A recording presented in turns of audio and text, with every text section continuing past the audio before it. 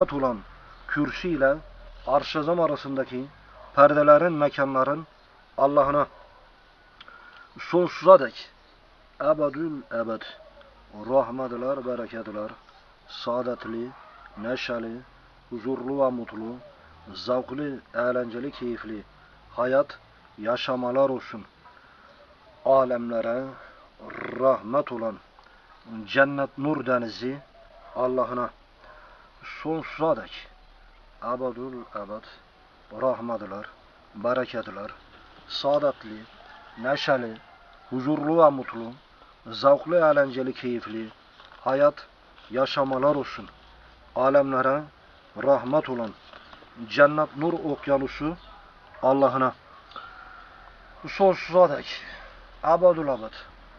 rahmetler, bereketler, saadetli, neşeli, huzurlu ve mutlu, zevkli